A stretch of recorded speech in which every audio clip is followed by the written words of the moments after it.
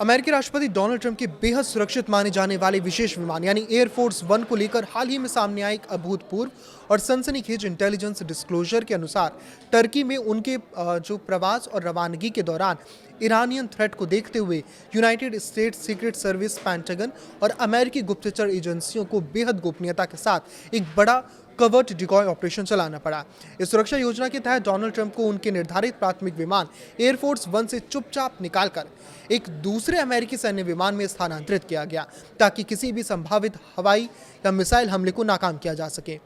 New York times, the wall street journal और Israeli intelligence briefing से जुड़े विभिन्न अंतर्राष्ट्रीय सूत्रों के मुताबिक अमेरिका और इजरायली सुरक्षा एजेंसियों ने समय रहते एक ऐसे घातक ईरानी प्लान का पता लगा लिया था जिसका उद्देश्य टर्की के अंकारा में जो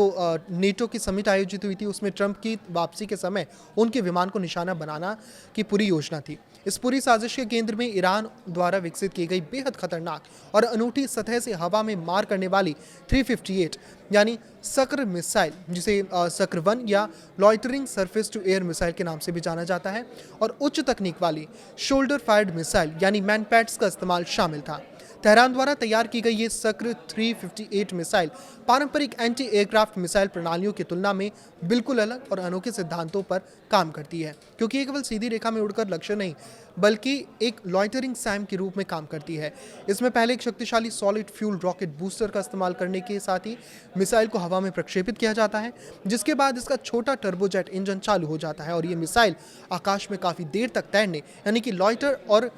8 के आकार यानी फिगर 8 पैटर्न में चक्कर लगाते हुए अपने शिकार की तलाश करने में सक्षम हो जाती है। अपने advance infrared sensors, optical guidance system, vertical gyroscope और लेजर प्रॉक्सिमिटी फ्यूज के संयोजन के कारण ये मिसाइल कम ऊंचाई पर उड़ने वाले वाणिज्यिक विमानों, VIP V-22, ऑस्प्रे, सैन्य हेलीकॉप्टरों और ड्रोनों के लिए एक अत्यंत विनाशकारी और अचूक खतरा बन जाती है।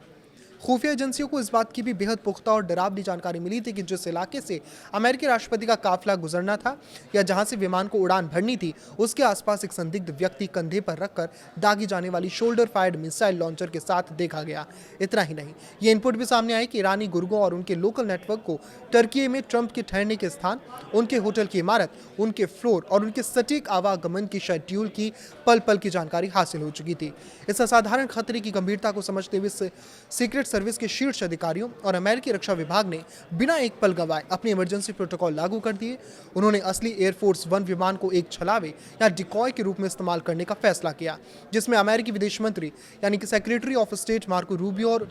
जितने भी बाकी वरिष्ठ प्रशासनिक अधिकारी और क्रू मेंबर्स से वो सवार रहे और विमान ने अपनी सामान्य उड़ान भरी, जबकि राष्ट्रपति डोनाल्ड ट्रंप को गुप्त रास्तों से निकालते हुए इंग्लैंड के RAF माइंडफील्ड एयरबेस के रास्ते एक दूसरे पूरी तरह सुरक्षित और गैर चिन्हित सैन्य ट्रांसपोर्ट विमान के जरिए वापस अमेरिका पहुंचाया गया। बाद में खुद डोनाल्ड ट्रंप ने जॉइंट बेस एंड्रयूज पर उपस्थित अंतर्राष्ट्रीय पत्रकारों और मीडिया कर्मियों से बात करते हुए इस बात की आधिकारिक पुष्टि की कि उन्होंने अपनी विशेष सुरक्षा टीमों के सख्त निर्देशों का पालन करते हुए अंतिम समय पर अपना विमान बदला था। उन्होंने बेबाकी से ये बात स्वीकार की कि उन्हें और उनके प्रशासन को ईरान की ओर से लगातार जान से मारने की धमकियां और खुफिया इनपुट्स मिल रहे हैं। अगर तेहरान ने इस पूरे घटनाक्रम और साजिश के आरोपों को पूरी तरह से खारिज किया है तो ये भी अपने आप में बहुत बड़ी बात है। उन्होंने इसे अमेरिकी द्वारा फैलाया गया दुष्प्रचार करार दिया, लेकिन सक्र 358 जैसी उन्नत और गैर पारंपरिक मिसाइलों के प्रसार, कंधे पर रखकर दागी जाने वाली मिसाइलों के खतरे और अमेरिकी राष्ट्रपति के विमान को सीधे निशाना बनाने की इस रिपोर्ट ने अमेरिका और ईरान के बीच पहले से ही बेहद तनावपूर्ण संबंधों, मिडिल ईस्ट के संवेदनशील सैन्य संतुलन, रेड सी के समुद्री सुरक्षा मार्गों और स्ट्रेट ऑफ हॉर्मुज की नाकेबंदी से जुड़ी वैश्विक संकट को और ज्यादा हवा दे दी है, जिससे आने वाले दिनों में दोनों देशों के बीच सीधे सैन्य टकराव की आशंकाएं और ज्यादा गहरी होती नजर आ रही हैं। इस पर आपकी क्या राय है, हमें कमेंट करके जरूर बताएं। लाइक करें, शेयर करें और इसी तरह जुड़े रहें। नमस्कार।